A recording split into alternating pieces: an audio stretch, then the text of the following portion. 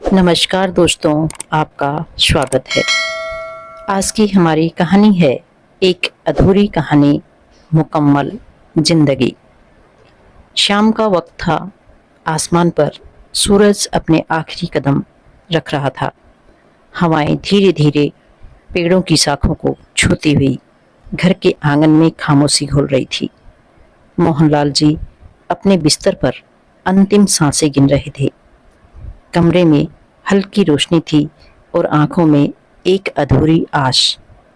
उन्होंने अपने बेटे राजीव को पास बुलाया। राजीव उनके बिस्तर के करीब आया और बोला, क्या हुआ बापूजी? मोहनलाल जी ने कांपते हाथों से अवनी का हाथ पकड़कर राजीव के हाथ में रखा। बेटा, मेरी एक आखिरी ख्वाहिश है। मैं चाहता हूँ कि तू अवनी से शादी कर ले। मैं नहीं चाहता कि इसके सिर से एक और छाया छिन जाए। जब मैं चला जाऊं तो ये अकेली ना रहे। तेरा और अवनी का रिश्ता मेरी रूह को सुकून देगा। राजीव चुप था। उसकी आंखों में कोई भावना नहीं। कुछ देर बाद मोहनलाल जी ने अपनी आंखें मूंद ली और वही उनकी अंतिम सांस थी। अवनी, जिसकी आंखों में आंसू थमने का नाम नहीं ले रहे थे, वो मोहनलाल जी को पिता से भी बढ़कर मानती थी। उसका अपनी जिंदगी में माँ बाप का प्यार कब का खो गया था। अब उनके जाने के बाद वो घर उसके लिए एक यादों की धरोहर था। मोहनलाल जी के आखिरी वक्त में लिए गए फैसले ने दोनों जिंदगियों को दिशा ही बदल दी थी। शादी सादगी से हुई। न बैंड बाजा, न बारात का शोर। बस गांव के कुछ बड़े बुजुर्ग, कुछ पड़ोसी और दो दुखी मन। अवनी लाल जोड़े में सजी तो थी, मगर आंखों में वो चमक नहीं थी जो एक दुल्हन की होती है। राजीव भी सिर झुकाए मानो किसी मजबूरी को गले लगाने चला हो। 7 फेरे लिए, लेकिन हर फेरे में दोनों के मन में एक अनकहा डर घूमता रहा। 7 फेरों के 7 वचन तो लिए, मगर निभाने का इरादा किसी में नहीं था। शादी के बाद दोनों एक ही घर में रहने लगे। मोहनलाल जी का वही पुराना बड़ा घर, दोनों का एक ही कमरा, एक ही बिस्तर, लेकिन दिल इतने अलग कि चाहकर भी करीब ना आ सके। अवनी ने अपने संस्कारों के मुताबिक घर के काम किए। सुबह उठकर चाय बनाना, घर की साफ सफाई करना, खाना बनाना। राजीव सुबह देर से उठता, बिना कुछ बोले नाश्ता कर लेता, कभी कभी छत पर जाकर अकेले सिगरेट पीता। अवनी जब किताबें खोलती तो राजीव मोबाइल में व्यस्त रहता। एक ही घर में 2 अनजान लोग, ना कोई हंसी मजाक, ना कोई अपनापन। कभी कभी खाने की मेज़ पर दोनों आमने सामने बैठते। सन्नाटा इतना गहरा होता कि दीवारों की घड़ी की टिक टिक भी साफ सुनाई देती। अवनी भी समझ चुकी थी कि ये रिश्ता बस नाम का है। राजीव के व्यवहार में वो मोह, वो जुड़ाव कभी दिखा ही नहीं, और अवनी के स्वाभिमान ने कभी उसे जबरन किसी की नज़दीकियां चाहने नहीं दिया। दिन बीतने लगे।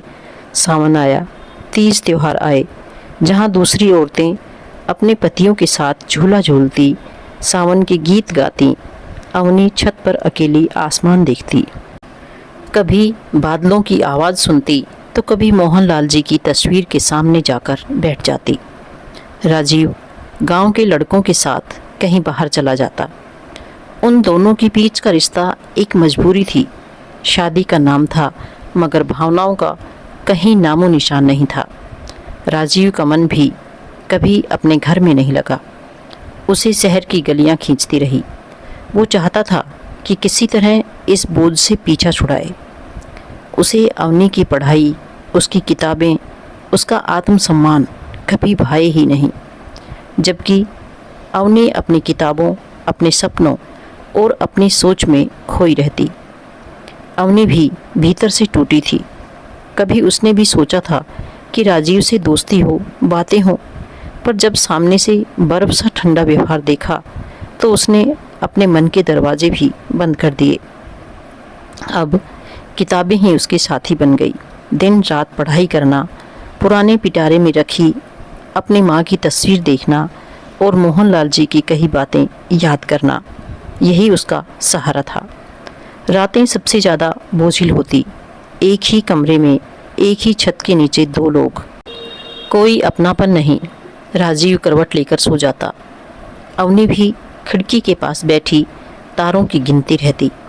कभी देर रात आंखें भीग जाती, फिर खुद को संभाल कर पढ़ाई में जुट जाती। कई महीने ऐसे ही काटे।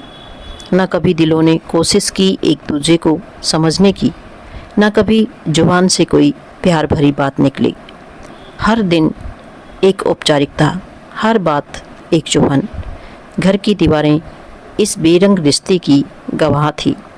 कभी कभी गांव की औरतें तंज कसती, अरे नई दुल्हन आई है, घर में मिठास होनी चाहिए थी, पर यहाँ तो जैसे कोई खुशी ही नहीं है। अवनी मुस्कुरा देती। उसे अब दुनिया की परवाह नहीं थी। उसने खुद को एक मकसद दे दिया था, मुझे इस रिश्ते की छाँव नहीं, अपनी मंजिल की धूप चाहिए। और यही सोच, वही आग उसके सपनों को परवान चढ़ाने लगी। राजीव को भी अब उस घर से, उस रिश्ते से और उस लड़की से कोई मतलब नहीं था। न रिश्तों में मिठास थी, न दिलों में चाहत। राजीव को अवनी से कभी लगाव नहीं था। अवनी भी अपने हाल में थी, पढ़ाई में होशियार, आत्मसम्मानी और आत्मविश्वासी, स्वाभिमानी। वह जानती थी कि उसका भविष्य सिर्फ उसी के हाथ में है। कुछ महीने इसी तरह गुजर गए।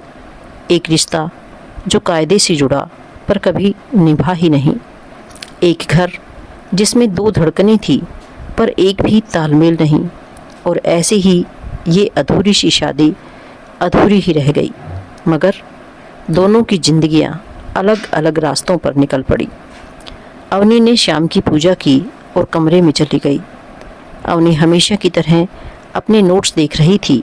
तभी उसने देखा राजीव अपने कपड़े समेट रहा था, चुपचाप, बिना कुछ बोले। ना कोई नाराज़गी, ना कोई गुस्सा, बस मानो इस बोझ से आज़ाद होने की तैयारी में हो। अवनी ने सिर झुका लिया। वो जानती थी आज यही होने वाला है, क्योंकि ना तो इस रिश्ते में कभी अपनापन था और ना ही अब उसमें कोई उम्मीद बची थी। राजीव ने एक बार भी उसकी तरफ नहीं देखा, बैग उठाया और घर के दरवाजे से निकल गया। दरवाज़ा धीमे से करकराया और फिर सन्नाटा। अवनी ने न रोका, न कोई सवाल किया, ना ही कोई शिकवा। वो जानती थी रिश्ता अगर मन से ना जुड़ा हो तो उसे ज़बरदस्ती की रस्सियों में बांधना बेईमानी है। उस दिन अवनी बहुत देर तक अकेली बैठी रही। पुरानी यादें किसी फिल्म की तरह आंखों के सामने घूमने लगी। पिताजी की मौत, मोहनलाल जी की अंतिम सांसें, जबरन थमाई गई शादी और फिर ये बेरंग जिंदगी। पर उस रात अवनी ने तय कर लिया, अब वो किसी की दया, किसी रिश्ते या किसी मोह माया की मोहताज नहीं बनेगी। उसे अपनी पहचान खुद बनानी है। अवनी ने अपनी किताबों को अपनी दुनिया बना लिया। हर सुबह सूरज की पहली किरण के साथ उठती, सांकल खोलकर खिड़की से दूर आसमान को देखती, जहाँ कभी बादलों के बीच उसे अपनी माँ का चेहरा नजर आता तो कभी मोहनलाल जी की हिम्मत देती बातें। किताबें उसकी हमसफ़र बन गई। कभी थकती तो पुरानी अलमारी से अपनी माँ की साड़ी का कोना पकड़ लेती। उसे लगता जैसे माँ उसके पास बैठी हो। फिर उठती, पानी पीती और पढ़ाई में डूब जाती। दिन रात का कोई फ़र्क नहीं रहा। कभी आधी रात तक पढ़ाई करती तो कभी तड़के 4 बजे उठ जाती। गांव की औरतें बातें बनाती, अरे घर में मर्द नहीं है, औरत अकेली है, जाने क्या करती है दिन रात। अवनी ने सब अनसुना कर दिया, क्योंकि अब उसके कानों में बस एक ही आवाज़ गूंजती थी, तेरा सपना अफसर बनना। उसने खुद से वादा किया था, मैं अपने नाम के आगे किसी का सरनेम नहीं, अपना मुकाम लिखूंगी। वो अब अवनी थी, ना किसी की पत्नी, ना किसी की दया का पात्र। बस अवनी, जो अपने हौसले से अपना नाम बनाएगी। कई रातें बिना खाना खाए बीती। कई बार बिजली चली जाती तो दिए की रोशनी में पढ़ती। कई बार अकेले पन्ने आंसू दिए, मगर उसने किताबों के पन्ने पर गिरने नहीं दिए। कभी पुराने बक्से में रखे मोहनलाल जी की खत पढ़ लेती तो हौसला फिर से जाग उठता। धीरे धीरे उसकी मेहनत रंग लाने लगी। आईएएस की किताबें, मॉक टेस्ट, पुराने पेपर सब उसने खुद जुटाए। गांव में कोई मदद करने वाला नहीं था, न रिश्तेदार न ससुराल। फिर भी वो डटी रही और एक दिन जब उसका नाम अखबार में छपा तो गांव के हर घर में उसके नाम की चर्चा थी। लोग वही थे जो ताने मारते थे। अब कहते, देखो मोहनलाल की बहू हमारी अवनी अफसर बन गई। अवनी ने उस दिन भी अपनी माँ की तस्वीर के आगे दिया जलाया, फिर आसमान की ओर देखा और कहा, मैंने कर दिखाया माँ, अब मुझे किसी सहारे की ज़रूरत नहीं। ये अवनी की ज़िंदगी का वो मोड़ था जब उसने अपनी किस्मत को अपनी मुट्ठी में लेना सीख लिया था। उधर राजीव जब उस शाम गांव छोड़कर निकला तो उसके मन में कई सपने पल रहे थे। उसे लगता था गांव में रहकर क्या मिलेगा, बस वही खेत खलिहान, बूढ़ी हवेलियां और तानों भरी जिंदगी। शहर की चमचमाती रोशनी में ही असली ज़िंदगी है। जेब में बस 3000 रुपये, एक बैग और ढेर सारे अधूरे सपने।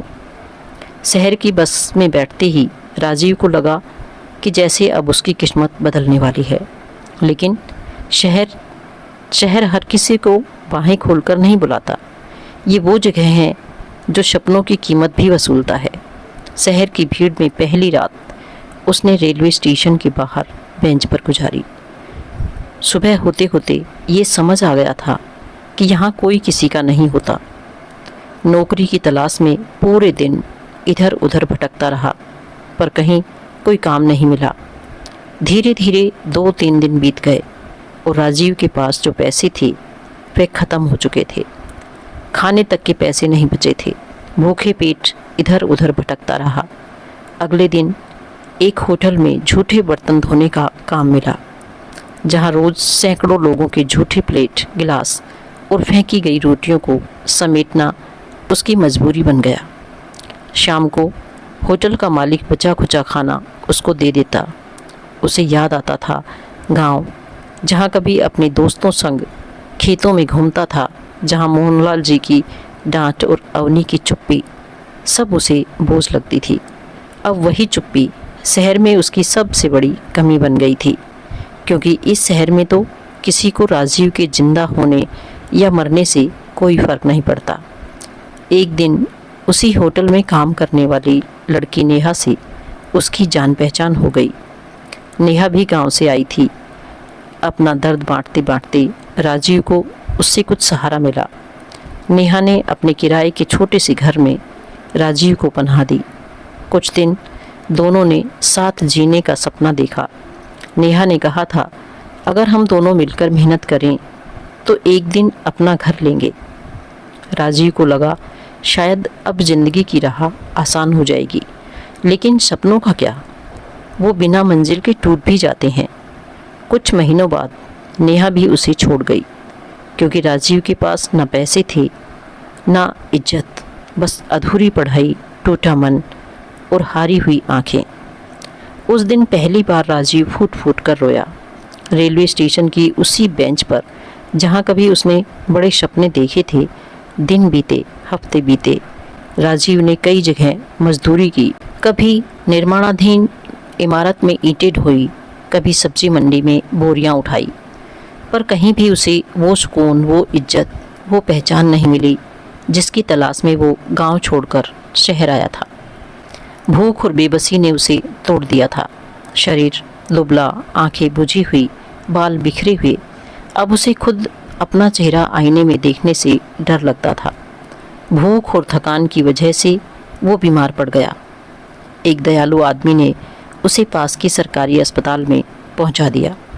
वहाँ एक नर्स ने उसका इलाज किया। नर्स ने उसकी आंखों में झांक कर कहा, क्यों जिंदगी से भाग रहे हो? अगर जिंदा हो तो लड़ो, वरना हर कोई यूं ही रोनता रहेगा।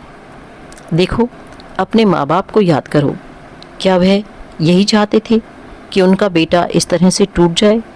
जब कभी उन लोगों ने हिम्मत नहीं हारी तो तुम क्यों हार गए? उस नर्स की बातों ने राजीव को झकझोर दिया। उसे अपनी गलतियां याद आई, अपनी जिम्मेदारियां, अपना अधूरा वादा। उसी दिन उसने सोच लिया वह गांव वापस जाएगा और अपनी जिम्मेदारियां उठाएगा। राजीव ने शहर की चकाचौंध को अलविदा कहा। वो टूटा हुआ, हारा हुआ इंसान अब गांव लौटा था। कई बरस बाद जब राजीव गांव लौटा तो वो राजीव नहीं था जो कभी चिलचिलाती धूप में नंगे पांव खेतों में दौड़ता था। न ही वो जो बरगद की छांव में अवनी से बिना बोले टुकर टुकर देखा करता था। अब उसके चेहरे पर शहर की धूल, आंखों में बेचैनी और दिल में खालीपन भरा था। गांव की मिट्टी की महक उसके फेफड़ों में घुल तो रही थी, लेकिन वो सुकून नहीं दे रही थी, बल्कि एक अजीब सी चुभन पैदा कर रही थी।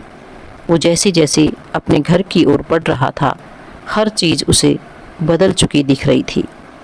बरामदे की वो दीवार जिस पर कभी उसके कद के निशान खींचे गए थे, अब पुरानी और धुंधली पड़ चुकी थी। दरवाजे पर लगी घंटी की टन टन भी अब उसे डराने लगी थी। उसके कदम अपने ही घर के आंगन में अजनबी से लगने लगे थे। घर के आंगन में कदम रखते ही उसका दिल अजीब सा कांप उठा। मोहनलाल जी की पुरानी कुर्सी अब भी वहीं रखी थी, लेकिन उस पर धूल की परतें चढ़ चुकी थी। वो खड़ा रहा, हाथ बांधे। आंगन की खामोशी उसे काटने को दौड़ रही थी। जहाँ कभी उसकी माँ की आवाज़ गूंजा करती थी, जहाँ बापू की खांसी की आवाज़ और जहाँ अवनी के सवेरे तुलसी के पौधे में पानी डालने की छन छन सुनाई देती थी, अब सब खामोश था। लेकिन लोगों की सोच अब बदल चुकी थी। लोग उसकी प्रति इज्जत की भावना दिखा रहे थे। अरे देखो, मोहनलाल जी का बेटा वापस आ गया। राजीव को कुछ समझ नहीं आ रहा था।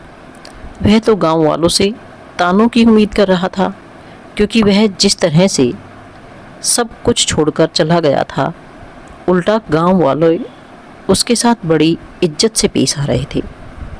एक लड़के ने आकर कहा, भैया, राजीव भैया, देखो अवनी दीदी कितनी बड़ी ऑफिसर बन गई है। कहते हैं उन्होंने IAS की परीक्षा पास की है। गांव वाले उनकी बहुत इज्जत करते हैं। यह सुनकर राजीव एकदम हैरान रह गया। उसने सपने में भी नहीं सोचा था कि अवनी इतना बड़ा मुकाम हासिल कर सकती है। वह बहुत खुश था कि अवनी ने उसके पिता मोहनलाल का नाम गांव में सबसे ऊंचा कर दिया था, लेकिन उसकी अवनी के सामने जाने की हिम्मत नहीं हो रही थी। किस मुंह से जाता वह, क्या कहता? वो वही लड़की थी जिसे वो एक बोझ समझकर छोड़ गया था, और आज वही गांव की सबसे बड़ी इज्जत बन चुकी थी। उसे याद आया मोहनलाल जी का वो कांपता हाथ, जिसने मरते वक्त अवनी का हाथ उसके हाथ में रख दिया था, और उसने उस वक्त चुप रहकर जो गलती की थी उसकी टीस आज फिर दिल में उभर आई थी। उसे याद आया कैसे वो शहर भाग गया था, कैसे हर दरवाज़ा उसके लिए बंद हुआ, कैसे उसे प्यार भी मिला तो शर्तों वाला, कैसे वो भी उसे छोड़कर चली गई, और अब जब वो टूटा बिखरा लौट कर आया तो अपने ही घर में एक अजनबी से ज़्यादा कुछ नहीं था।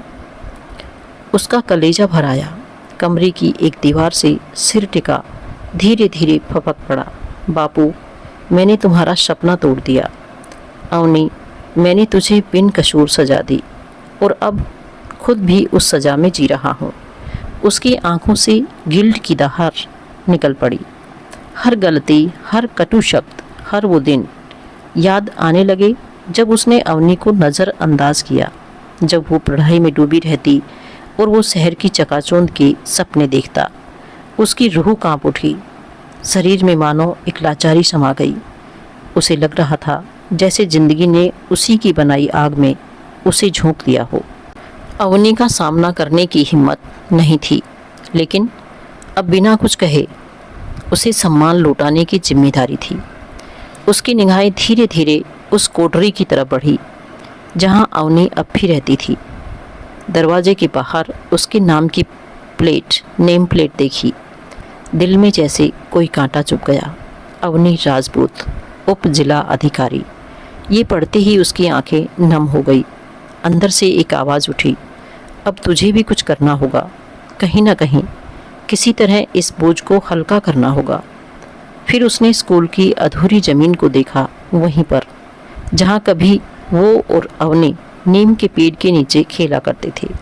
और वहीं उसके जहन में बापू की आवाज़ गूंजी, बेटा गांव में स्कूल खोलेंगे, बेटियां पढ़ेंगी। बेटा, उस पल उसने ठान लिया, अब चाहे जैसा भी हो, इस गलतियों से भरी जिंदगी को एक नई राह देनी होगी। अवनी ने जब उसकी हालत देखी तो बिना कुछ बोले सिर झुका लिया। राजीव भी नजरें उठाकर देख ना सका। उन दोनों के बीच बहुत कुछ अनकहा था। उसके पांव खुद ब खुद उस अधूरी जमीन की तरफ बढ़ गए जहां जिंदगी उसे फिर एक मौका देने के लिए खड़ी थी। लेकिन अब उसके भीतर एक नई आग थी।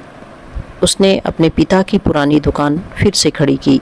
पुरानी जमीन पर जो झाड़ झंखाड़ उग आए थे उन्हें हटवाया। पुराने बही खाते देखे। राजीव ने अपने बचपन का सपना, गांव में एक स्कूल खोलने का सपना पूरा करने के लिए दिन रात एक कर दिया। गांव की सवेरे अब पहले जैसे नहीं रहे थे। जहां कभी चौपाल पर बूढ़े लोग बैठकर हुक्के की गुड़गुड़ाहट में ताश खेला करते थे, वहां अब बच्चे अपने बस्ते टांगे एक नई इमारत की तरफ भागते नजर आने लगे थे। वो नई इमारत मोहनलाल स्मृति विद्यालय, जिसकी नींव कभी मोहनलाल जी के दिल में थी और जिस सपने को अधूरा छोड़कर वो दुनिया से चले गए थे। अब उसी ज़मीन पर जहाँ कभी खरपतवार उगा करती थी, जहाँ कभी अवनी और राजीव की कच्ची यादें दबी हुई थी, आज वहाँ ईंट पत्थर और उम्मीदों की एक पक्की इमारत खड़ी हो गई थी।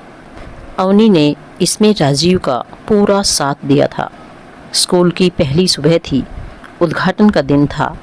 चारों तरफ गांव के लोगों की भीड़। बच्चे अपने माँ बाप का हाथ पकड़े आए थे। किसी ने सोचा भी नहीं था कि इतने सालों बाद इस वीरान जमीन पर पढ़ाई की घंटी बजेगी। राजीव ने हाथ में अपने पिता की तस्वीर थामी, आंखों में पछतावे की नमी और माथे पर संतोष की चमक। अवनी ठीक उसके बगल में खड़ी थी, सफ़ेद सूती साड़ी में, बाल पीछे बंधे हुए, चेहरे पर आत्मविश्वास और मन में अपार सुकून। पंडित जी ने नारियल फोड़ा, फूलों की पंखुड़ियाँ हवा में बिखर गई। अवनी ने पहला दीपक जलाया। उस दीपक की लो में जैसे मोहनलाल जी का सपना फिर जिंदा हो उठा था। फिर राजीव ने माइक संभाला। गला भरा हुआ था, लोगों की आंखें भीग चुकी थी।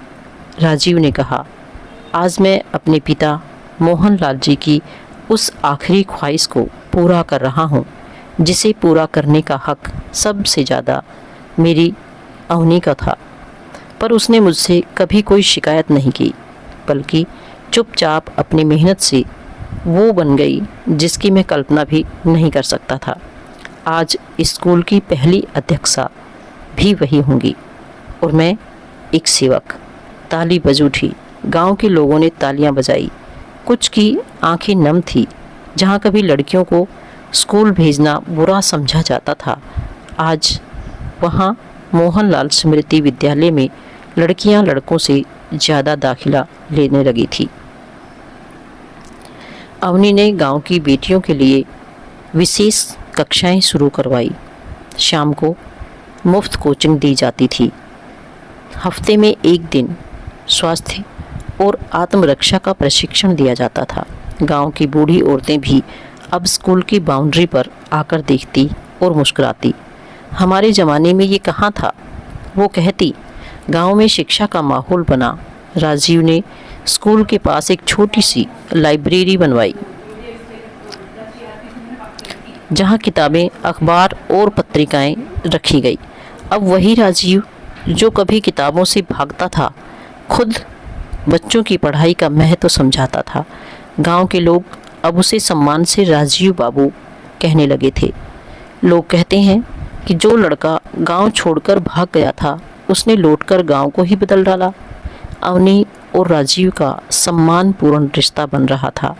अब दोनों के बीच न कोई शिकवा था न शिकायत। दोनों एक दूसरे की बात समझने लगे थे। न वो पहले वाली दूरी रही और न मजबूरी का रिश्ता। कभी कभी शाम को स्कूल की छत पर दोनों साथ बैठते, गांव के बदलते हालात देखते। कभी बिना कुछ कहे आंखों से बातें होती। एक दिन राजीव ने चुपचाप कहा, अवनी, उस दिन तुझे छोड़कर मैं कितना गलत था।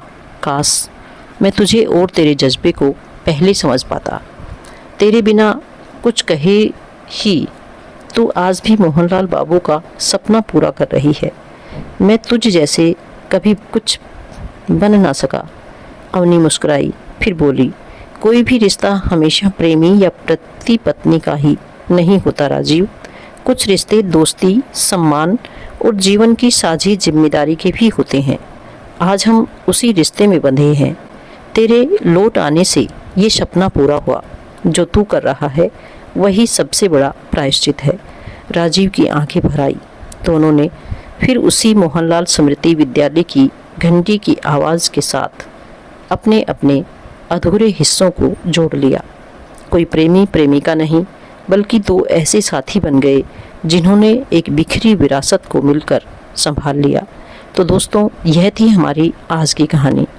आपको कैसी लगी कमेंट करके ज़रूर बताएं। और यदि आप मेरे चैनल पर नए हैं तो इसे सब्सक्राइब करके बेल आइकॉन को ज़रूर दबाएं ताकि आने वाले वीडियो के नोटिफिकेशन आप तक पहुंचते रहें। धन्यवाद।